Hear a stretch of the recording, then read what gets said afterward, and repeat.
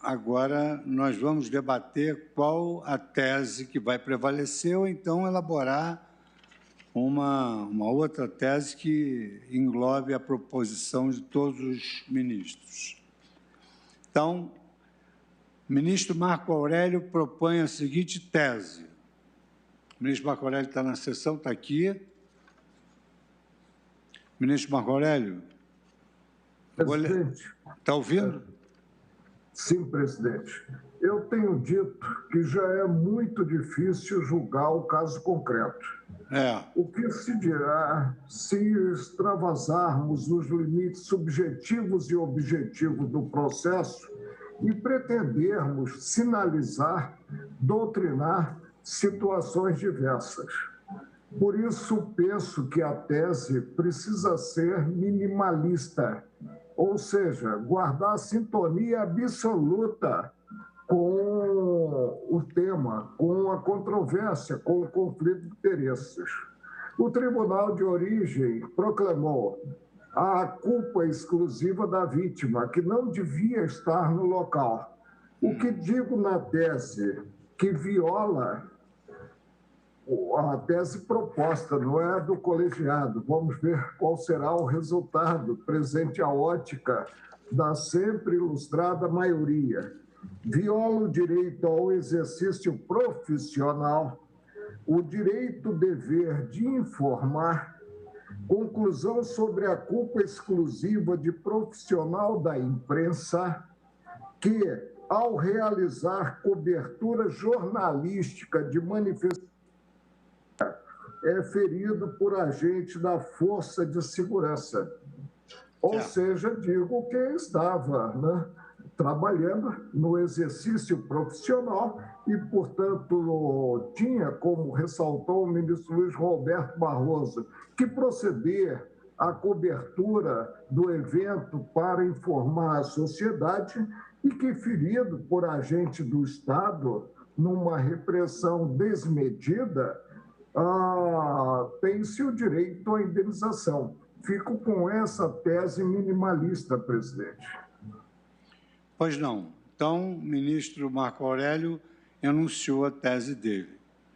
Como o próprio ministro Marco Aurélio fez a leitura da tese, eu peço, então, ao ministro Alexandre de Moraes que faça a leitura da sua tese. Obrigado, presidente. Também concordo com o relator, ministro Marco Aurélio, que a tese deve ser minimalista e referente estritamente ao caso concreto, e é exatamente o que tentei colocar para diferenciar a responsabilidade, para afastar a possibilidade de interpretação de uma eventual responsabilidade responsabilidade integral do Estado. Então, a tese seria: é objetiva a responsabilidade civil do Estado em relação a profissional de imprensa ferido por agentes policiais durante cobertura jornalística, em manifestações em que haja tumulto ou conflitos entre policiais e manifestantes. Cabe a excludente da responsabilidade de culpa exclusiva da vítima nas ocasiões em que o profissional de imprensa: 1.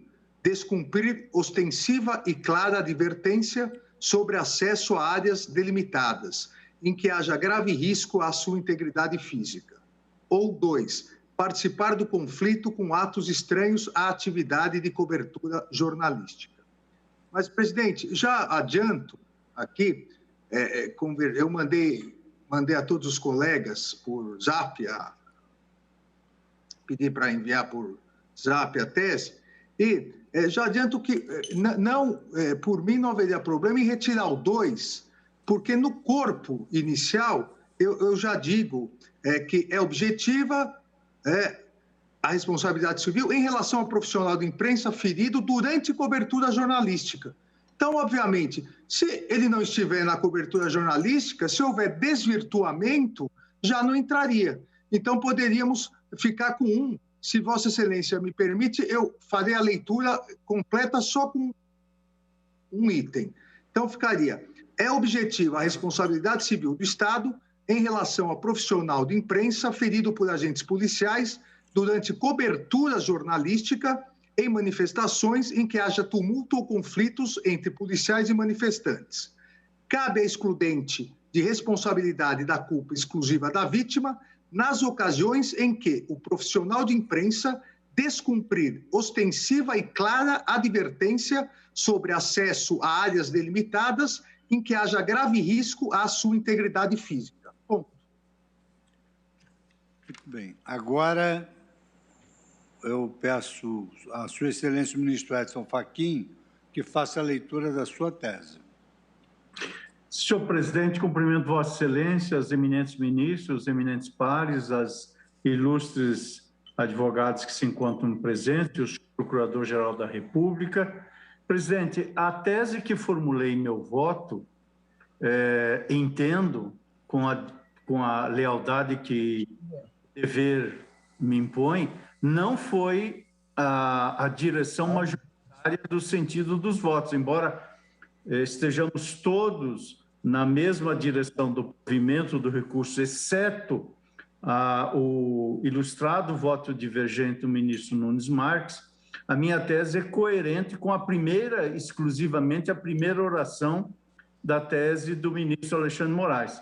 Não trato de excludentes da culpa da vítima. Por isso, presidente, creio que eu estou declinando de insistir na proposição que fiz, porque a compreensão majoritária que tenho dos votos foi no sentido de assentar uma direção, por assim dizer, intermediária entre os polos que estão em debates nesta questão. E por isso, senhor presidente, se for votada a tese proposta pelo eminente ministro relator com o contraste da tese proposta pelo eminente ministro Alexandre Moraes, eu acompanho Sua Excelência, o eminente ministro relator.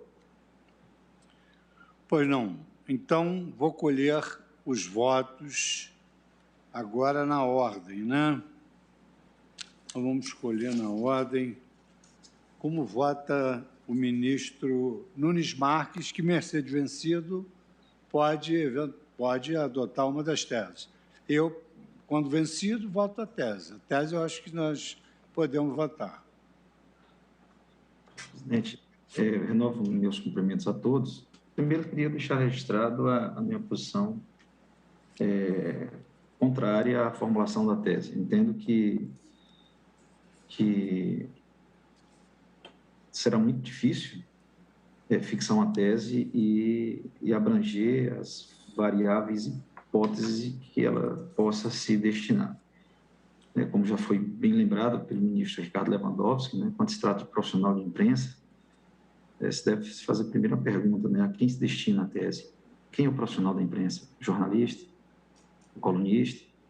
O blogueiro? O fotógrafo? Ninguém sabe. Cobertura jornalística. Do que se trata? Ele tem que estar caracterizado, descaracterizado, apenas munido de um celular, portando o celular na mão, no bolso.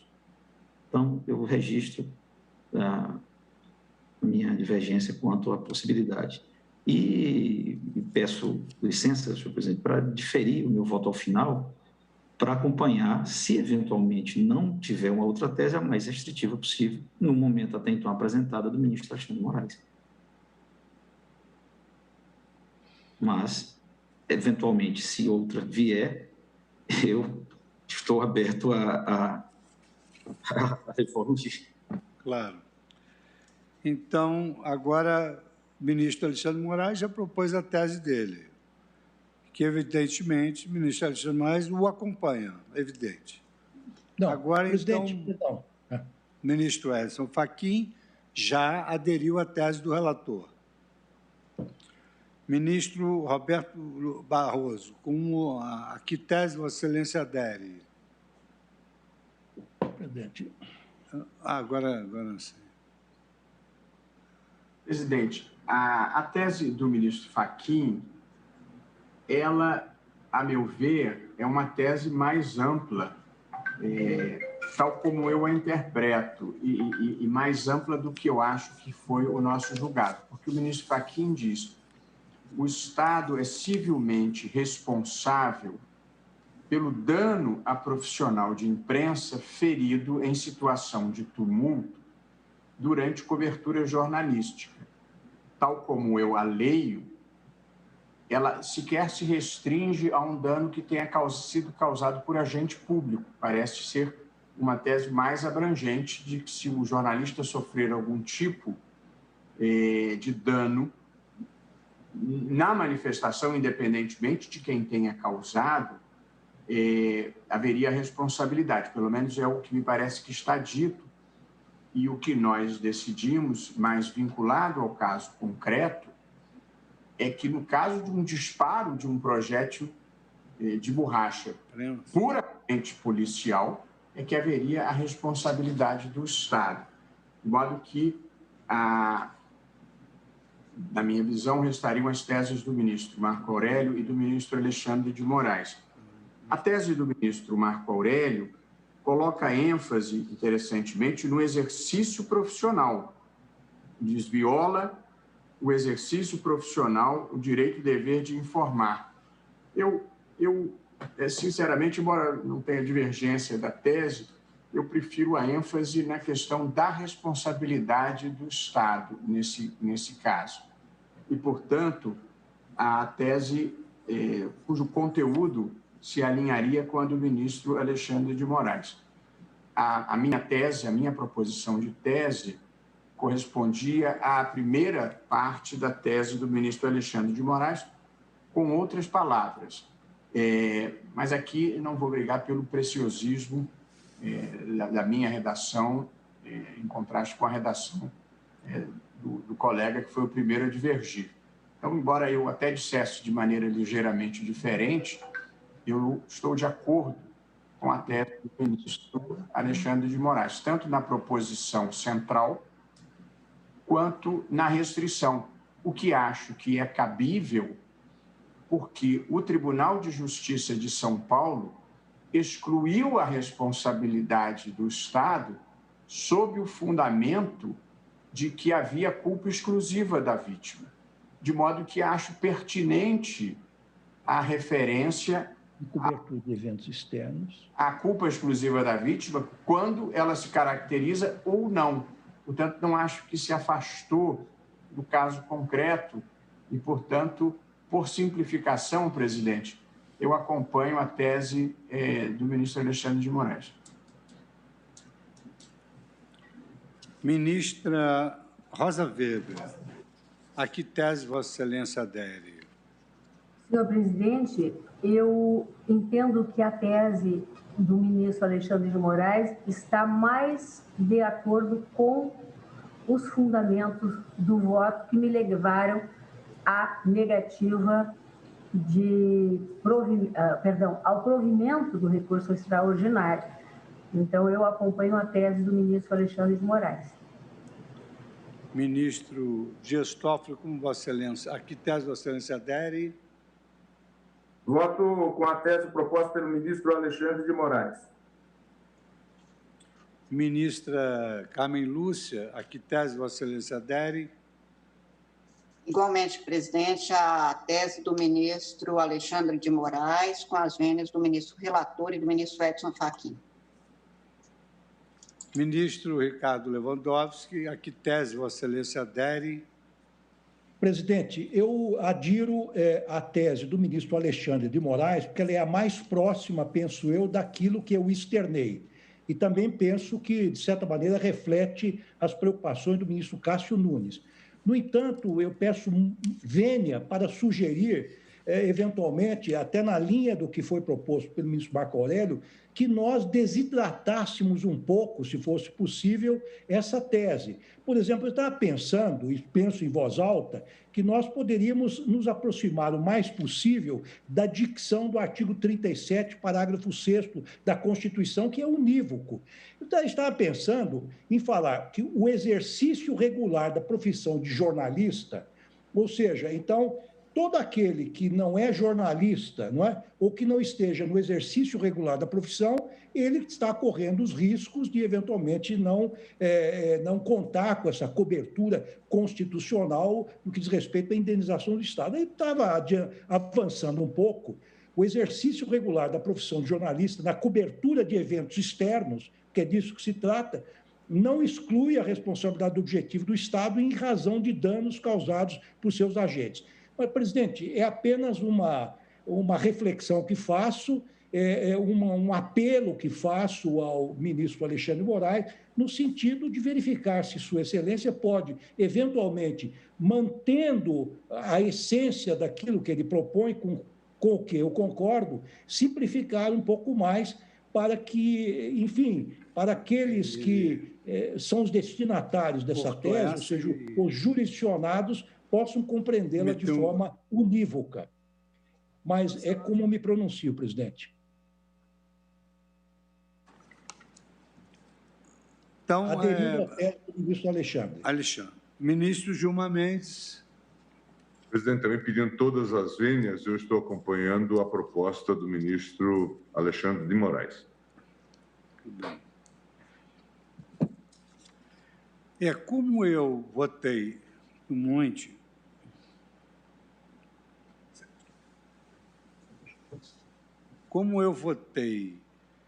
sob o ângulo da liberdade de imprensa na dimensão protetiva, eu vou acompanhar a tese do ministro Marco Aurélio. Mas proclamo o resultado que foi aprovada a tese do ministro Alexandre de Moraes, que condensou 2 orações e ficou assim: é objetiva a responsabilidade civil do Estado em relação ao profissional da imprensa ferido por agentes policiais durante a cobertura jornalística em manifestações em que haja tumulto ou conflito entre policiais e manifestantes. Cabe a excluir da responsabilidade da culpa exclusiva da vítima nas ocasiões ou hipóteses, ministro Alexandre? Nas ocasiões? Tanto faz para mim, presidente. Tá bom. Nas hipóteses em que o profissional de imprensa descumprir ostensiva e clara advertência sobre o acesso a áreas delimitadas em que haja grave risco à sua integridade física. Eu acho que a questão da cobertura jornalística está muito bem adequada à tese, porque o jornalista pode ser jornalista, não estar ali na condição de jornalista. Ele acidentalmente é jornalista, mas para a manifestação é a mesma coisa que o soldado do Exército está fora do quartel, indo ao cinema e participa de um conflito, não na qualidade de soldado, na qualidade de civil. Então, eu acho que essa tese Agora, aqui... Presidente, se me permite, eu até me excuso de não ter feito oportunamente esta observação ao ministro Alexandre de Moraes, teve a gentileza de me mandar por WhatsApp a tese proposta. Eu estava apenas refletindo o seguinte: vamos supor que os agentes de segurança estabeleçam limites irrazoáveis ao exercício da profissão de jornalista. Não é raro que isso aconteça, sobretudo em países totalitários, autoritários. Há um cerceamento da atividade jornalística. Olha, desta linha você não passa. Ou seja, ele não tem a possibilidade de cobrir adequadamente, segundo o seu dever profissional, um determinado evento. A tese do ministro Alexandre de Moraes, eu concordo plenamente com ela, que é preciso que se respeite alguns limites, mas também estes limites precisam ser colocados razoavelmente, não é? Porque se digamos assim, num evento, num movimento, numa passeata contra o governo, os agentes de segurança não permitem que o jornalista atue livremente e comece a colocar aqueles cordões de isolamento, aqueles cercadinhos, etc. Então, não sei se caberia, ministro Lewandowski, permite? Alguma coisa nesse sentido. Permite, ministro Lewandowski? Essa foi a preocupação, para caracterizar a culpa exclusiva, o descumprimento, como colocado na tese, descumprir ostensiva e clara advertência sobre acesso a áreas delimitadas, mas não qualquer área, áreas delimitadas em que haja grave risco à sua integridade física. Então, obviamente, no caso concreto, se o jornalista demonstrar que aquela delimitação foi irrazoável, foi desproporcional, que não havia nenhum grave risco à sua integridade física, não se aplicaria a tese. Tá bem. Essa foi a ideia. A advogada, a doutora Virgínia, pede a palavra e eu vou conceder a palavra para verificar o que Vossa Senhoria... Ministro Presidente, eu posso falar depois sobre um ponto específico do voto, mas deixa eu terminar o julgamento do tema, aí eu volto a levantar a mão. Vai não. Então, presidente, pelo que eu entendi, apenas para dizer, então, que com os esclarecimentos prestados pelo ministro Alexandre de Moraes, que certamente constarão em ata, ficou excluído qualquer cerceamento da atividade, ficou excluído qualquer cerceamento à atuação do jornalista que seja arbitrário ou irrazoável. Isso me parece que tem que ficar bem claro, porque se nós estamos protegendo o jornalista, não são aqueles cercadinhos, aqueles cordões de isolamento que podem, eventualmente, desde que ultrapassados, afastar a responsabilidade do Estado. Não é? Então, mas eu estou satisfeito com esse esclarecimento que foi prestado pelo ministro Alexandre de Moraes. Porque, na verdade, quando se autoriza essas manifestações, se estabelece o local. Só surge bala de borracha quando a multidão quer avançar em cima dos policiais. E aí, eles, por legítima defesa, eles se manifestam, gás lacrimogêneo, enfim. Então, eu acho que aqui, se eles ultrapassam, como o ministro Alexandre destacou, tem cobertura jornalística, tem área que eles não podem invadir sob pena de área de risco. Quer dizer, está protegendo a liberdade de imprensa. Então, e está abordando um fato da vida cotidiana. E, além do mais, esclarecendo que ele tem de estar na qualidade de jornalista fazendo cobertura jornalística. Certamente não se vai aplicar isso para um jornalista que resolve ir a uma manifestação na qualidade de civil, na condição de civil, como todo jornalista mas sem cumprir a sua atividade específica. Então, eu proclamo, e estou aberto ainda à manifestação dos senhores, que a tese aprovada foi a seguinte: objetiva a responsabilidade civil do Estado em relação ao profissional da imprensa ferido por agentes policiais durante cobertura jornalística em manifestações em que haja tumulto ou conflitos entre policiais e manifestantes.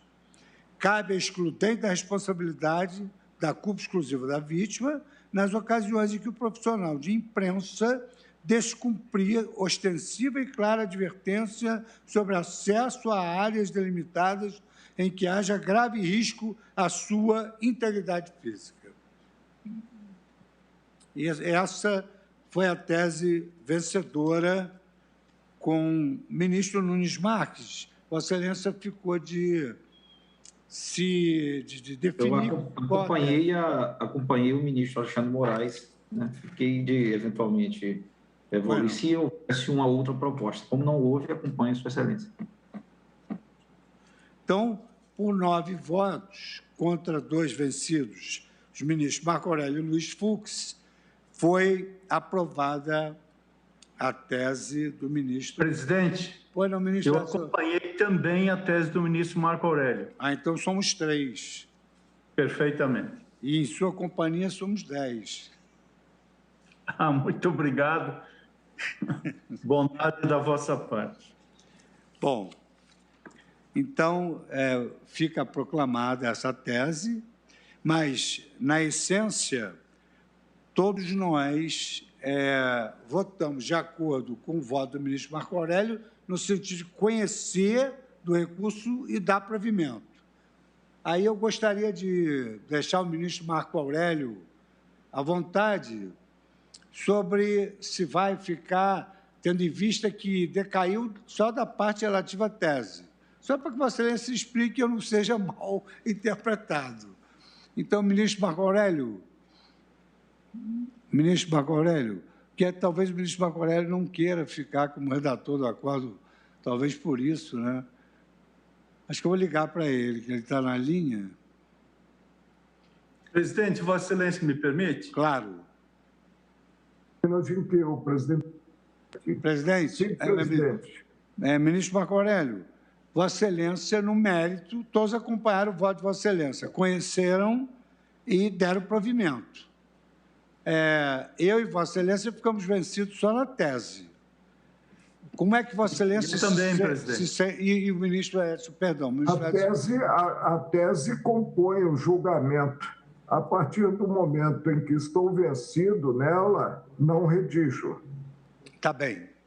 Então, foi bom ter perguntado a Vossa Excelência. Então, vencida essa tese, redigirá o acórdão o ministro Alexandre de Moraes.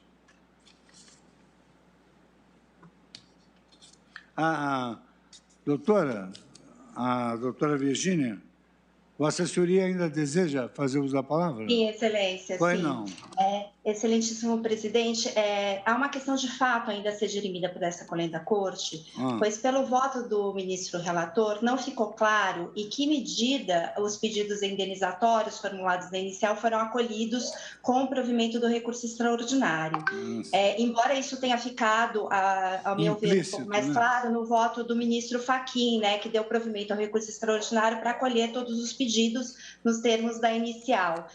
De qualquer forma, em vista do artigo 1034 do Código de Processo Civil e do princípio da efetividade do processo, e considerando aqui que esse processo já perdura por 18 anos, havendo aí uma ansiedade até do recorrente em ver os seus pleitos atendidos pelo Poder Judiciário, se requer aqui com a devida vênia que seja esclarecido e definido por essa colenda corte, em que medida esses pedidos indenizatórios vão ser providos com o acolhimento do recurso extraordinário. Doutora Virgínia, Vossa Senhoria, quando ofereceu o recurso, Vossa Senhoria é pelo recorrente, né?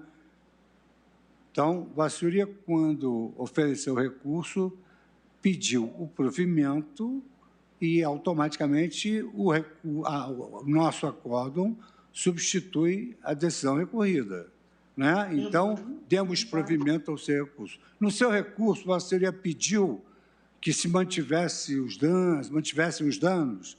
Pedidos expressos, Excelência. Então, no meu modo de ver, está resolvida a sua dúvida, mas eu pergunto ao redator do acórdão agora se Vossa Excelência, ministro Alexandre de Moraes, certamente fará menção à parte relativa aos danos fixados na sentença que foram reavivados agora na nossa decisão.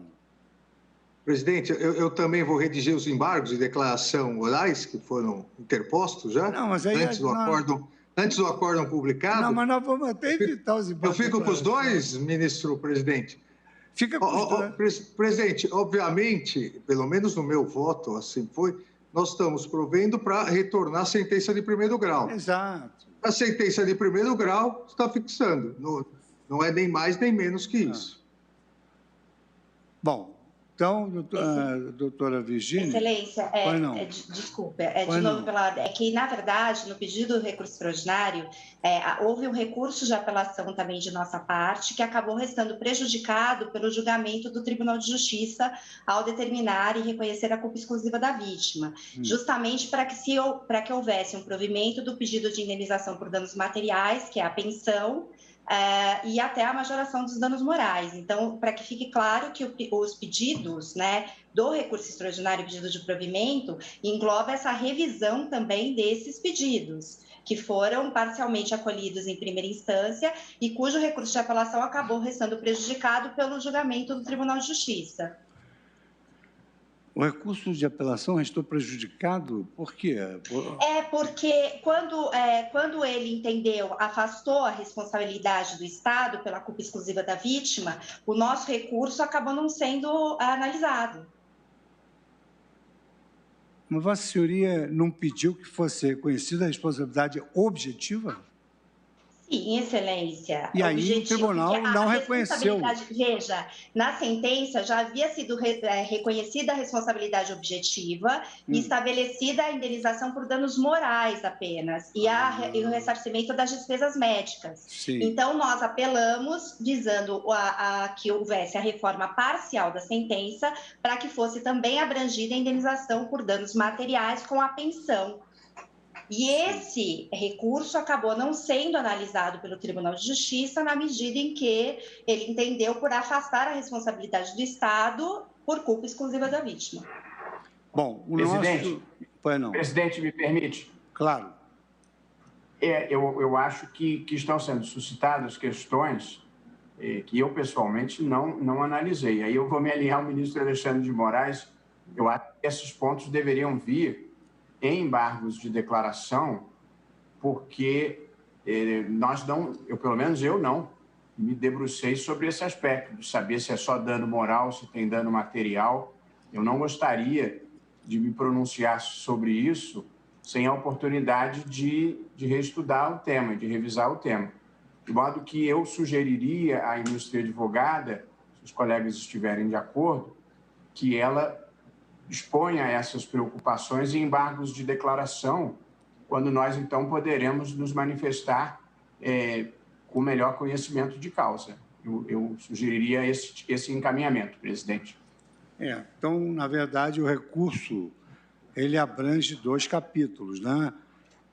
A questão do dano moral, do quanto de beato, isso aí nem seria, digamos assim, matéria passível de cognição pelo Supremo Tribunal Federal. Mas, de qualquer maneira, como há 2 pedidos, e é preciso que fique claro isso, eu acredito que o colegiado não se oponha que a ilustre advogada ofereça embargo de declaração.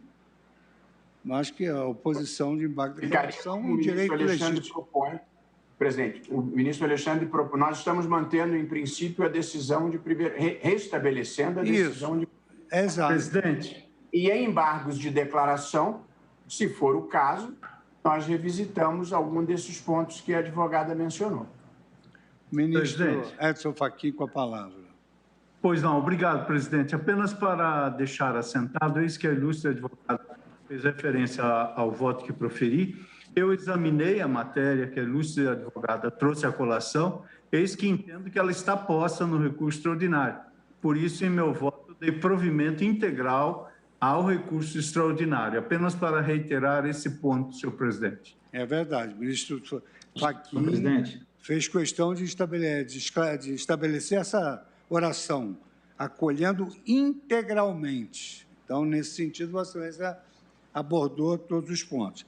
Então, vamos doutora, a ideia partiu de Vossa Senhoria, então vamos aguardar os embargos de declaração que serão oferecidos. Está bem? Pode deixar. Há divergência no colegiado sobre essa questão?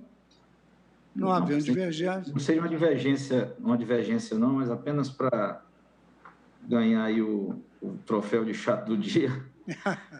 Em homenagem à advocacia, presidente, isso eu me solidarizo com a advogada. A matéria foi posta no recurso e não haveria, diante, inclusive, da intervenção da advogada, razão para que diferíssemos isso, análise no embargo de declaração. Nós estamos acolhendo as escâncaras de uma omissão. A matéria está posta no recurso, que a gente pode suspender o julgamento e analisar na próxima sessão. Ela recorreu e parte do recurso dela, o recurso de apelação dela no tribunal não foi sequer conhecido, foi prejudicado. Ela quer saber o seguinte: em relação a essa apelação dela, a gente vai devolver ao tribunal para ser julgada ou nós vamos enfrentar? É só isso que ela quer saber. Na próxima sessão a gente decide. Agora, aguardar um embate de declaração para isso, a matéria está posta no recurso. Então, eu me solidarizo ainda. Presidente. Mas voltar para apreciar isso, eu tenho a impressão que não é solidariedade. Pelo contrário, a advogada vai se sentir prejudicada. Presidente. Porque está no recurso, o pedido está claro, né? Presidente, eu acho que nós não podemos nem mexer, porque seria reformar-se em pés, mas... Presidente, permite um minuto? Pois não. Presidente, todos votamos, já foi proclamado o resultado, já foi fixada a tese, acho que é aguardar o acórdão para ver se falta alguma coisa ou não. Sim, claro, mas nós estamos ainda numa fase dialógica, né? Então é natural que os colegas se pronunciem. Mas se não houver... O pronunciamento foi feito, presidente, lembrando, com a permissão de Vossa Excelência, né? Claro, sempre. E fazendo uso dela, me pronunciei. Mais algum colega gostaria de usar a palavra? Então, proclamado o resultado, nós aguardaremos, então, a iniciativa da doutora Virgínia. Tá bom? Parabéns, porque saiu vencedora. Só não pode pedir para a reforma para pior, né? Vamos lá. Item 2 da pauta. Passando agora ao item 2 da pauta, também da relatoria do ministro Marco Aurélio, estamos cumprindo o compromisso institucional de dar à Sua Excelência prioridade nos julgamentos, tendo em vista a notória ciência da aproximação de sua despedida do tribunal, infelizmente. Então, eu chamo a julgamento a ação direta de inconstitucionalidade 5.388, relatoria do ministro Marco Aurélio, e há duas sustentações orais, uma pela Procuradoria-Geral da República e falará pelo amicus curiae, doutor Aristides Junqueira Alvarenga. Então, eu passo a palavra à Sua Excelência, o ministro Marco Aurélio, para o relatório. Presidente, em data passada, quando questionada a constitucionalidade da emenda 45, eu disse que estaria a surgir no cenário brasileiro um superórgão, o Conselho Nacional de Justiça. Essa ADIM, ela impugna resolução do Conselho Nacional de Justiça. E essa resolução, segundo o articulado, acabou por implicar invasão da competência normativa da União quanto à disciplina do direito penal. O relato que faço, transcrevo com os considerandos a resolução no relatório, né? E teremos a oportunidade de ouvir o requerente, que é o fiscal maior da lei, o Procurador-Geral da República. No caso, eu não sei se a inicial foi subscrita por Sua Excelência, o doutor Aras, ou pela antecessora, doutora Raquel. Mas, de qualquer forma, se tem a impugnação, como eu disse, a uma resolução do Conselho. E abordarei os aspectos ouvindo de qualquer forma, e posso evoluir, inclusive, no voto preparado, após ouvir, quanto à possibilidade de evolução, os advogados que assomarão à tribuna, inclusive o requerente, o Procurador-Geral da República. É o relatório, presidente. Muito obrigado, ministro Marco Aurélio. Convido para assumir a tribuna e falar pelo tempo regimental de 15 minutos o doutor Augusto Brandão Aras, Sua Excelência, o Procurador-Geral da República. Boa tarde a todas e a todos. Boa tarde, senhor presidente do Supremo Tribunal Federal, ministro Luiz Fux. Cumprimento também as excelentíssimas senhoras ministras, a vice-presidente, ministra Rosa Weber, a ministra Carmen Lúcia, os senhores ministros, especialmente o senhor relator, o ministro Marco Aurélio, senhoras advogadas, senhores advogados, servidoras e servidores. Na ação direta de inconstitucionalidade, discute-se a inconstitucionalidade da Resolução 154/2012 do Conselho Nacional de Justiça e do artigo 1º da Resolução 295 de 2014 do Conselho de Justiça Federal quanto à regulamentação de recursos provenientes da aplicação de pena de prestação pecuniária fixada como condição para a suspensão condicional do processo e de transação penal. Os atos normativos questionados desconsideram as competências constitucionais e legais do Ministério Público e, data vênia, violam os artigos 22, inciso 1, 127, parágrafos 1º e 2º, 129, inciso 1 e 103b, parágrafo 4º, inciso 1, todos da Constituição Federal. A resolução do Conselho Nacional de Justiça, no intuito de aprimorar a destinação das penas pecuniárias e dar maior efetividade a essas punições, dispôs sobre a utilização dos recursos oriundos de transação penal e de suspensão condicional do processo. E a resolução do Conselho de Justiça Federal, na mesma direção, disciplinou o tema. Conquanto as resoluções tenham intento nobre, não poderiam, data vênia, dispor sobre a destinação de prestações pecuniárias provenientes de suspensão condicional de processos e de transação penal, pois tais institutos consubstanciam mitigação da titularidade da ação penal pública e do princípio da indisponibilidade da persecução a crimes. Nessas medidas, a atuação do judiciário é homologatória e as condições estabelecidas em propostas de transação penal e de suci processual são de atribuições do Ministério Público titular da ação penal. O judiciário há de intervir na dimensão negocial da transação penal quando houver alguma contraposição à lei. Faz parte da proposta do Ministério Público definir o destino dos recursos decorrentes da prestação pecuniária. Até porque, em muitos casos, há de relacionar-se com a natureza do fato praticado. E o Ministério Público há também de levar em conta, por exemplo, o bem jurídico tutelado pela norma penal descumprida. No caso de delitos ambientais, por exemplo, há de buscar-se preferencialmente a reparação do dano ao ambiente. E, em se tratando de delito contra as relações de consumo, é possível propor destinação dos valores à entidade idônea de proteção do consumidor e assim por diante. A lei garante, no exercício dessas atividades, certa margem de discricionariedade decorrente da titularidade da persecução penal como manifestação do princípio acusatório.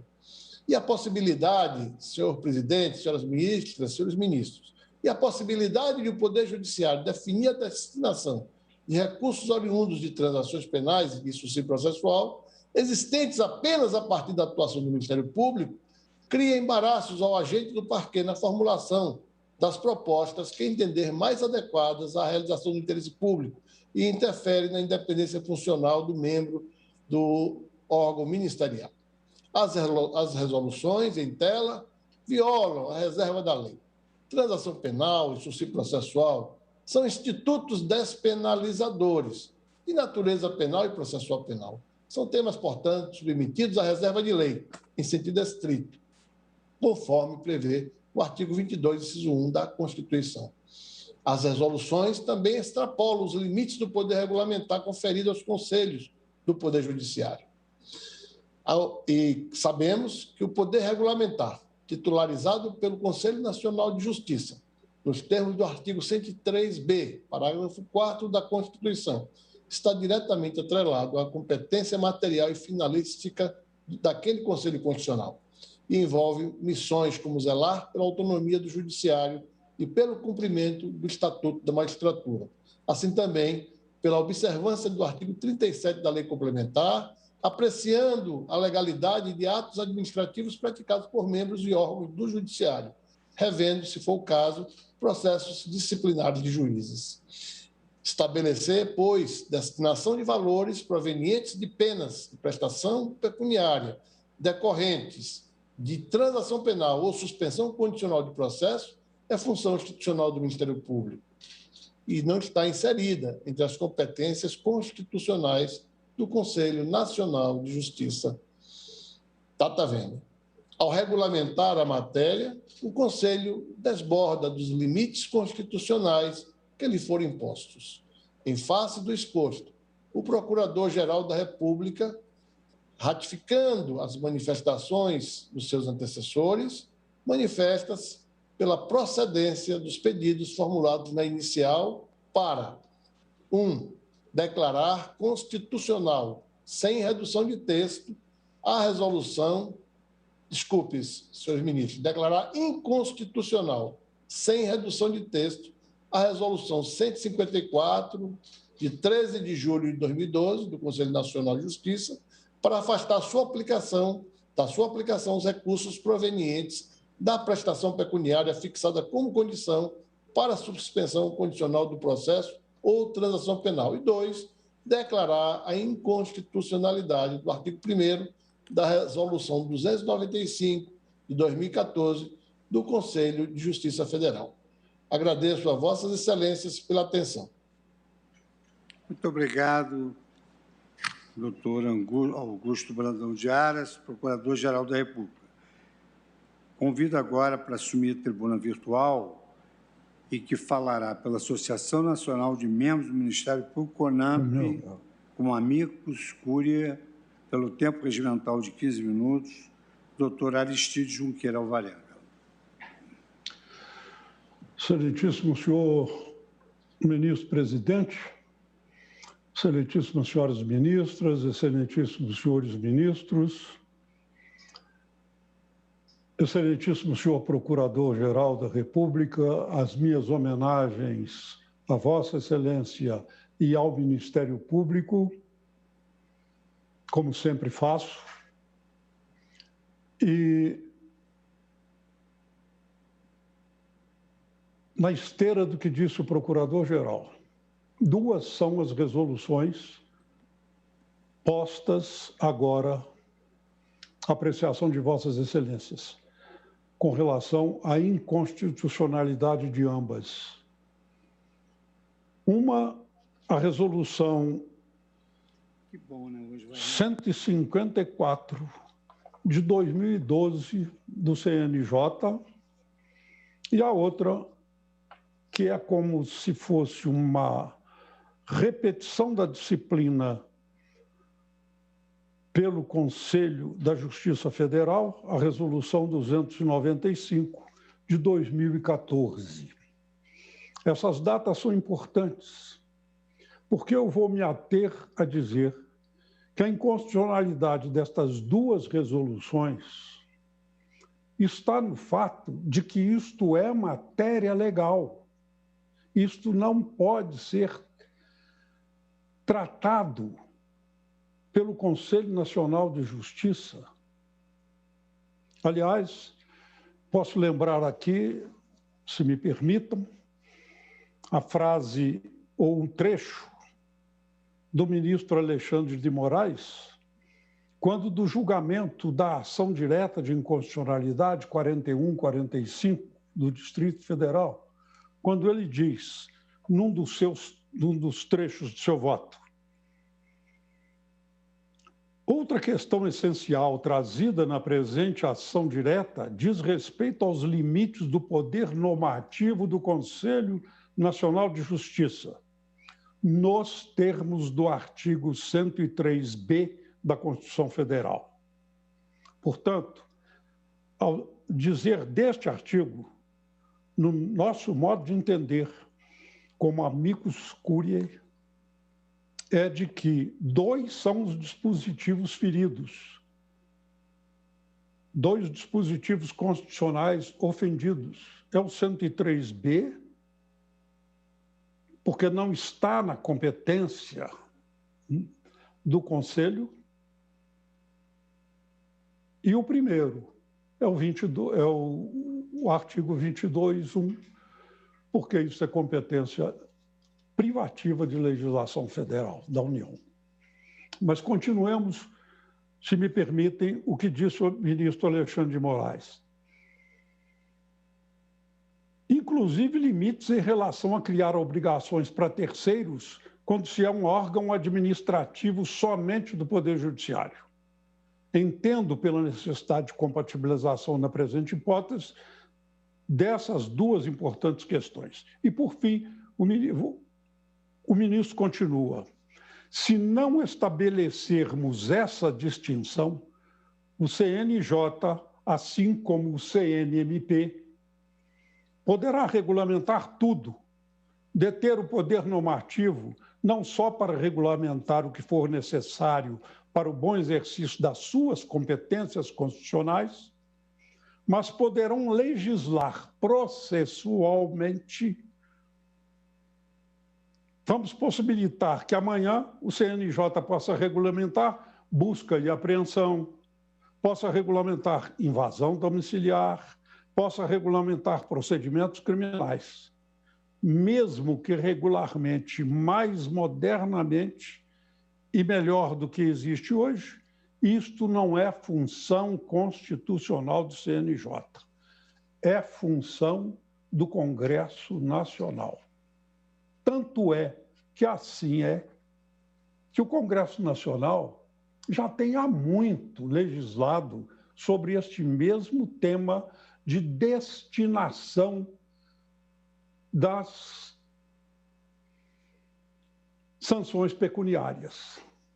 Aliás, desde 1940, o Código Penal trata deste assunto. Mas eu lembrar também o artigo do Código Penal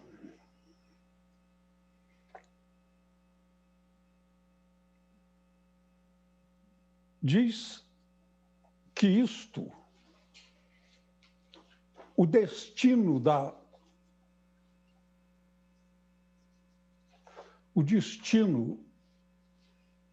das sanções pecuniárias é o Conselho, e aqui tenho em mãos uma lei específica sobre a destinação, e mais, uma lei complementar da União, Lei Complementar 79, de 7 de janeiro de 1994. Portanto, bem antes dessas duas resoluções, essa lei já dizia, e é lei complementar, cria o Fundo Penitenciário Nacional, FUNPEN, e dá outras providências. O artigo 1º, com a redação dada pela Lei 13.500 de 2017, diz o seguinte: fica instituído no âmbito do Ministério da Justiça e Segurança Pública o Fundo Penitenciário Nacional, a ser gerido pelo Departamento Penitenciário Nacional, DEPEN, com a finalidade de proporcionar recursos e meios para financiar e apoiar as atividades e os programas de modernização e aprimoramento do sistema penitenciário nacional. No seu artigo 2º, está dito: constituirão recursos do FUNPEN. No inciso 5º está dito: multas decorrentes de sentenças penais condenatórias com trânsito em julgado. E não é só esta lei que regula há muito o destino das multas. Atualmente, mais recentemente, na lei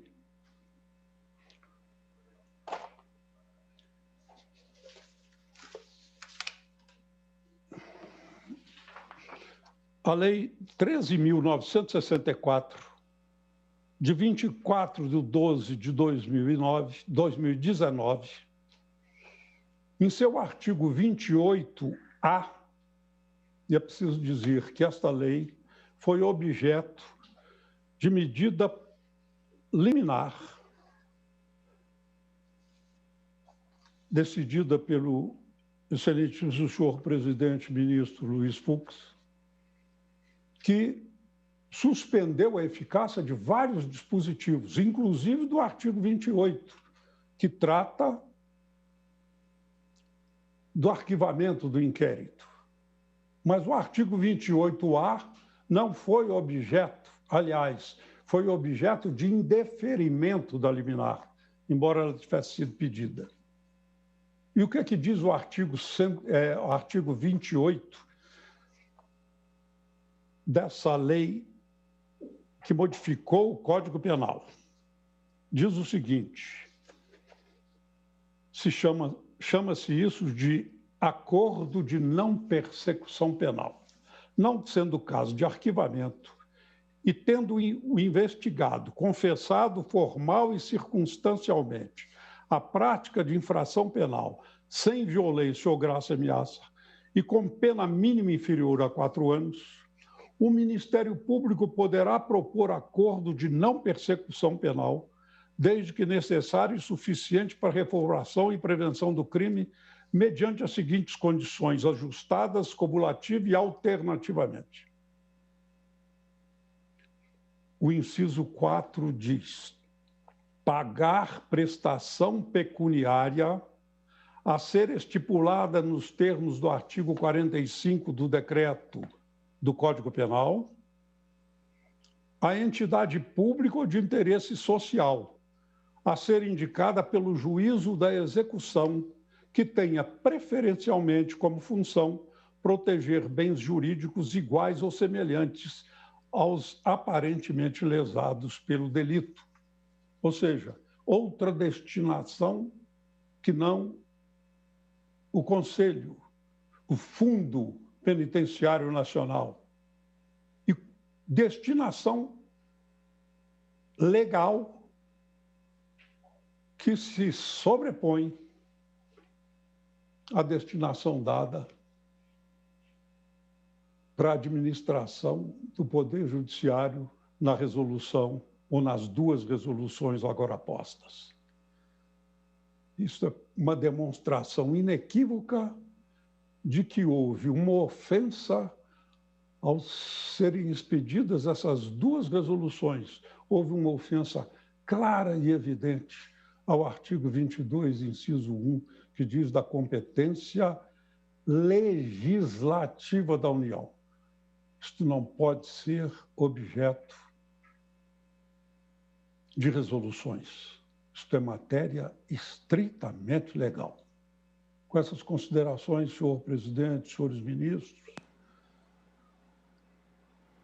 a Associação Nacional dos Procuradores, dos membros do Ministério Público, esperam que essas resoluções sejam julgadas inconstitucionais e, portanto, pela procedência da ação. Muito obrigado. Muito obrigado, doutor Aristides Junqueira. Passo agora a palavra à sua excelência, o ministro Marco Aurélio, para o voto. O voto é curto, presidente, como convém ante a fila de processos que aguarda julgamento no plenário. Em sede de controle concentrado de constitucionalidade, embora a causa de pedir seja aberta, não se tem disciplina semelhante quanto ao pedido. No julgamento da ação direta, cumpre observar este último, que é o pedido.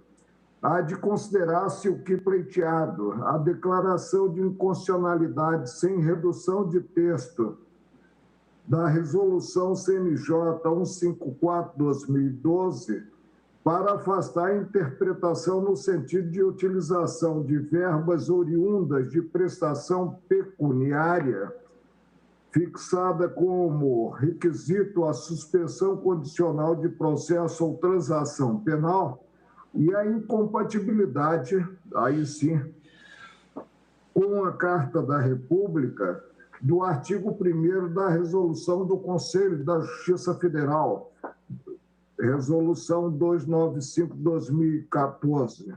Essa benção geral competia à União, mediante lei em sentido formal e material, legislar sobre direito penal.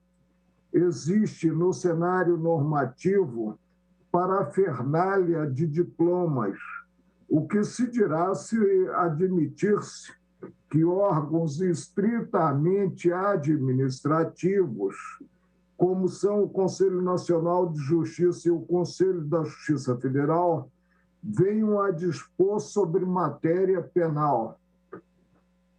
surge o conflito com a lei maior da Resolução 295/2014 do órgão de controle da Justiça Federal, no que versa recursos provenientes de penalidades de prestação pecuniária fixadas como condição da suspensão condicional do processo ou transação penal e da pena restritiva de direitos de prestação pecuniária.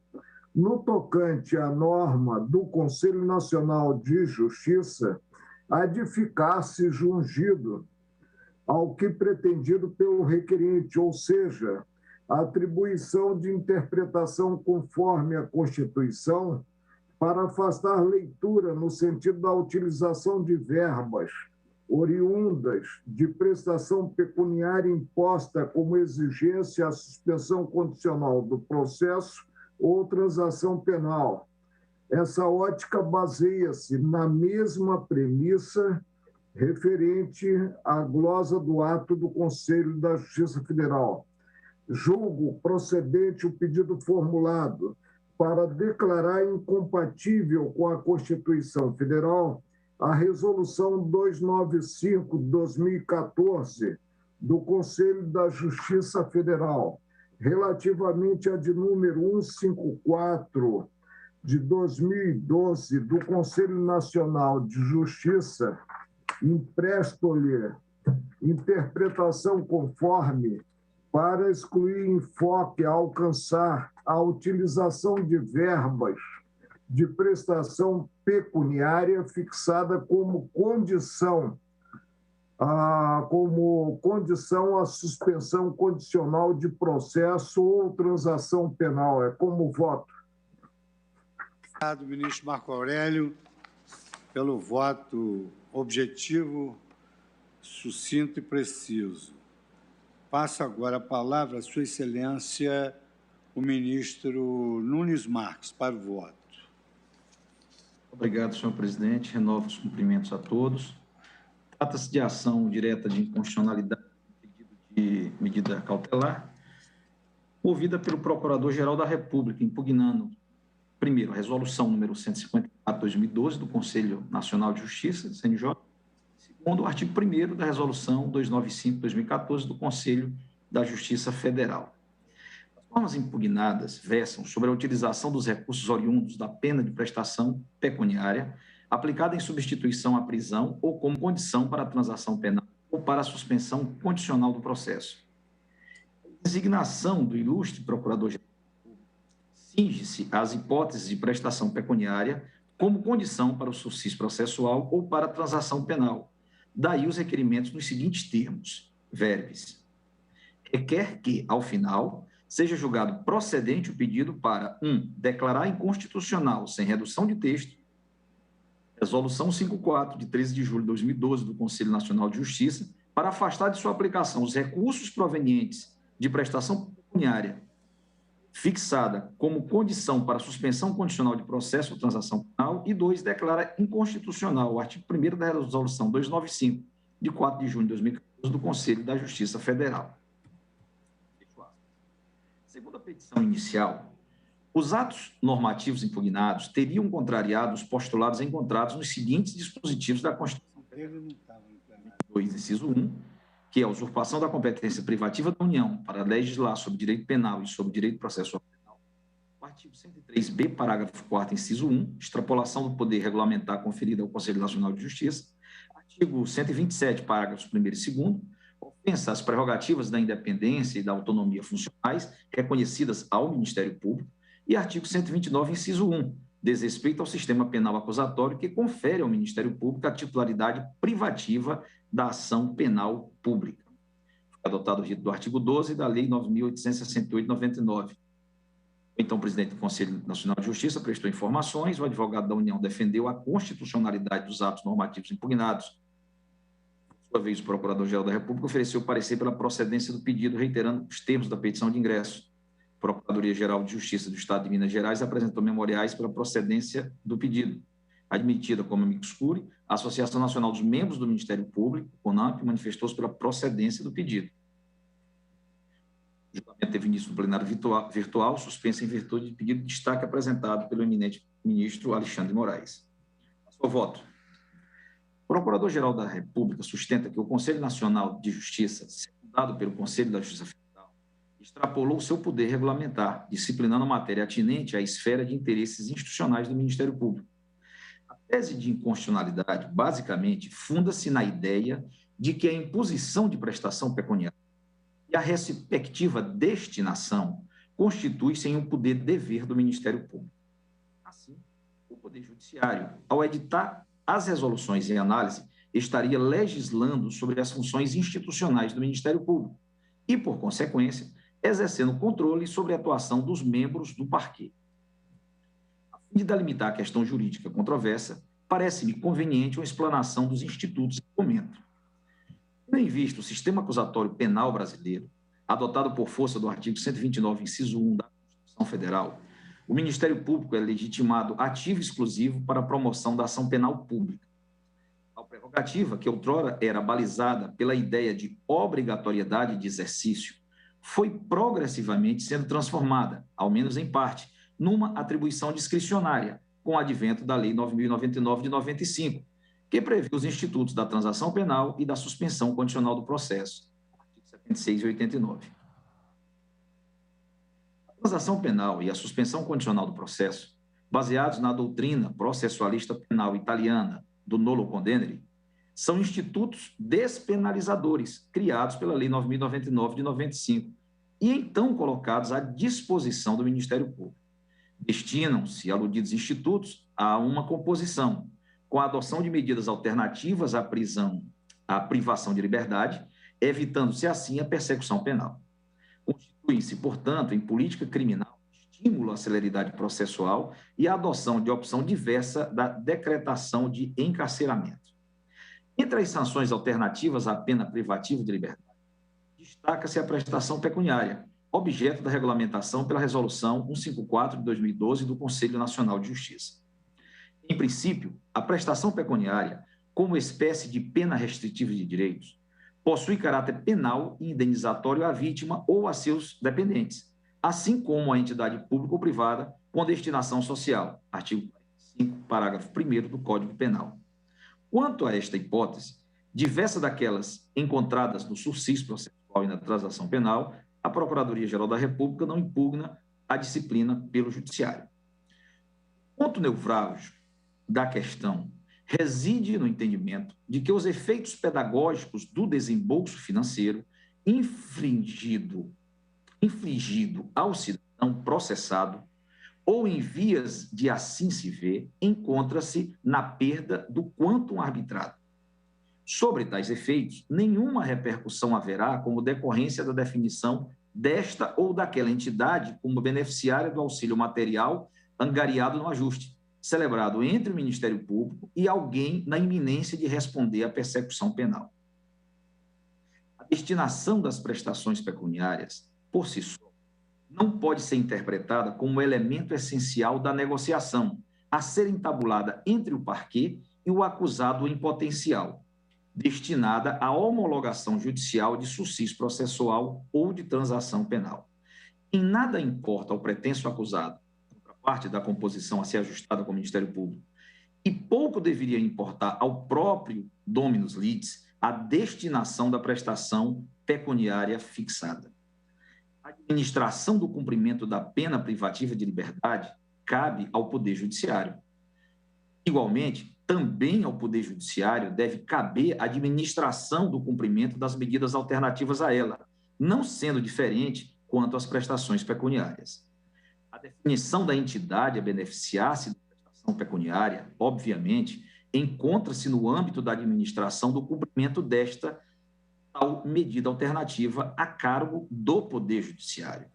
Não seria de se imaginar que o Ministério Público pudesse definir, e não o juízo da execução, o estabelecimento prisional onde eventual condenado deva cumprir a pena privativa de liberdade a ele imposta.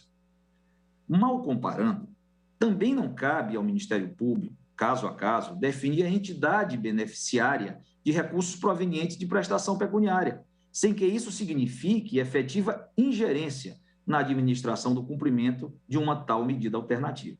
Por tais razões, a resolução número 154 de 2012 do Conselho Nacional de Justiça limitou-se a regulamentar o exercício de uma competência própria do Poder Judiciário, buscando sua uniformização nos tribunais pátrios. A resolução do CNJ tem o mérito de sanar uma lacuna pré-existente, que ensejava uma inconveniente discricionariedade nas destinações das verbas advindas das prestações pecuniárias, sem controle prévio e sem prestação de contas por parte dos favorecidos. A resolução disciplinou, com fulcro nos princípios da legalidade, impessoalidade e igualdade, que os valores decorrentes das prestações pecuniárias sejam destinados prioritariamente às vítimas dos crimes e a seus dependentes, e ainda a entidades públicas ou privadas de caráter social, previamente cadastradas, conveniadas ou de caráter essencial à saúde, educação e segurança pública. Mas tornou necessária a demonstração pela instituição titular do projeto social da forma de utilização da verba pública, a fim de que se possa fiscalizar o bom uso dos valores, em atendimento ao princípio da publicidade na gestão dos bens públicos. A distribuição de forma igualitária e proporcional dos recursos aos projetos cadastrados, sem privilégios ou favorecimentos, garante a escorreita aplicação dos princípios basilares ao Estado democrático de direito, dirigidos à implementação de políticas que garantam a prestação de serviços públicos com eficiência. A propósito, relembro aqui que a DPF 568, de relatoria do eminente ministro Alexandre de Moraes, na qual se abordou a incompetência do Ministério Público para definir a destinação dos importes oriundos de condenações criminais, colaborações premiadas e outros acordos realizados. Naquele feito, ainda pendente de apreciação definitiva, o eminente ministro relator, acertadamente, ao meu ver, concedeu liminar para vedar que os valores ou os bens provenientes dos efeitos da condenação criminal ou de acordos firmados pela força-tarefa da Lava Jato fossem, abro aspas, distribuídos de maneira vinculada, estabelecida ou determinada pelo Ministério Público, fecho aspas, e fixou o que cabe, abro aspas, à União, a destinação de valores referentes a restituições, multas e sanções análogas decorrentes de condenações criminais, colaborações premiadas ou outros acordos realizados, desde que não haja vinculação legal expressa e ressalvando o direito de demais entidades lesadas. Fecho aspas. É nessa mesma linha almejado pela Resolução 54 de 2012, qual seja, da destinação imparcial e igualitária dos valores arrecadados. A administração do cumprimento de medidas alternativas, dentre elas as prestações pecuniárias, não tem natureza de direito penal ou processual penal, mas sim de regulamentação administrativa. Por isso, na espécie, descabe cogitar qualquer usurpação de competência legislativa privativa da União, definida no artigo 22, inciso 1 da Constituição Federal. Por falta de previsão constitucional, não cabe mesmo ao Ministério Público administrar, nem mesmo disciplinar o destino de recursos que ingressam nos cofres públicos, a título de sanção criminal ou de sucedâneo desta. Registro que, a partir da Resolução 54 de 2012, do Conselho Nacional de Justiça, adveio na mesma direção a Resolução 295 de 2014 do Conselho da Justiça Federal, também aqui impugnada, assim como o provimento CG 01-2013, do Tribunal de Justiça do Estado de São Paulo, cartilha de procedimentos para utilização dos recursos oriundos da aplicação da pena de prestação pecuniária. Outro exemplo, a Portaria 4994/2017 do Tribunal de Justiça do Estado de Minas Gerais, complementar a regulamentação referente à destinação, à liberação, à aplicação e à prestação de contas pelas entidades beneficiárias de recursos oriundos de prestações pecuniárias. Outro exemplo, provimento 16/2016 do Tribunal de Justiça do Estado do Acre, da prestação pecuniária espécie, subseção 1, do cadastramento de entidade, subseção 2, da execução do projeto, subseção 3, da prestação de contas.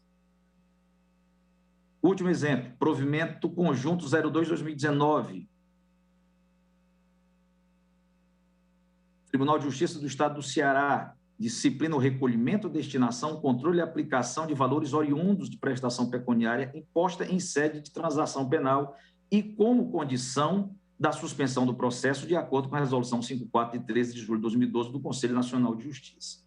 Por último, assinalo que os atos normativos objulgados vigoram há quase uma década, sem qualquer prejuízo à sociedade, às instituições públicas e aos princípios da Constituição Federal. Em face do exposto e pedindo a mais respeitosa vênia ao eminente relator, Voto para julgar improcedente o pedido e, assim fazendo, declaro a constitucionalidade da Resolução 54/2012 e, consequentemente, o artigo 1º da Resolução 295/2014 do CJF. É como voto, senhor presidente. Muito obrigado, ministro Nunes Marques. Passo a palavra agora a Sua Excelência, o ministro Alexandre de Moraes.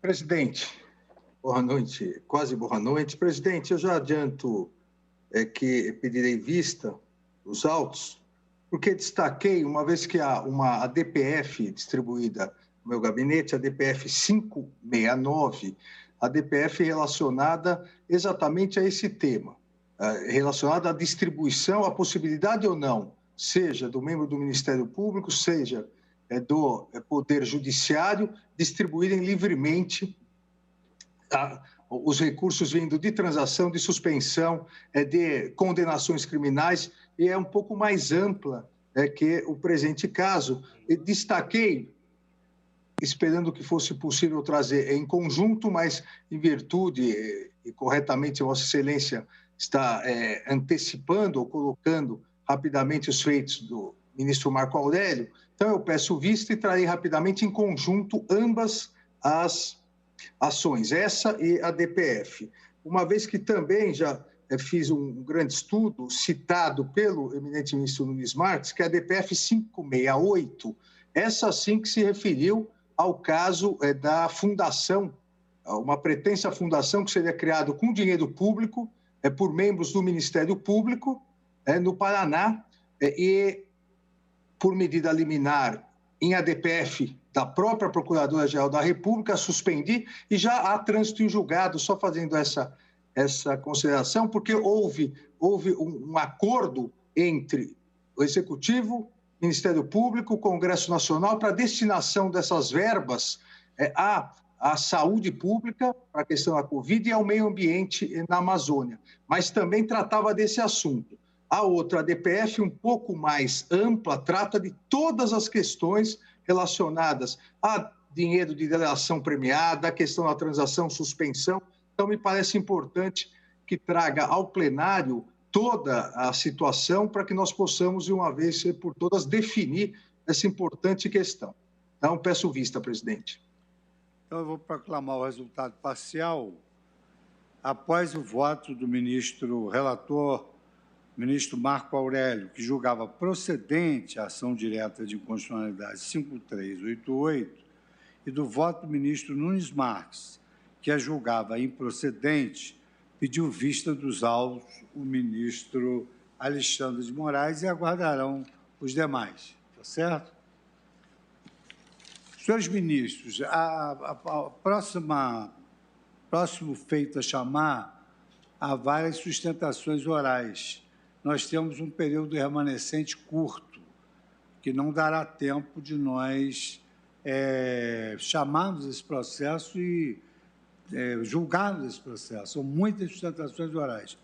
Então, eu vou encerrar a sessão e transferir esse processo para esse processo de sustentações orais para a próxima quinta-feira. Tá bem? Então, agradeço a presença de todos, a colaboração dos eminentes ministros, senhores servidores, e declaro encerrada a sessão.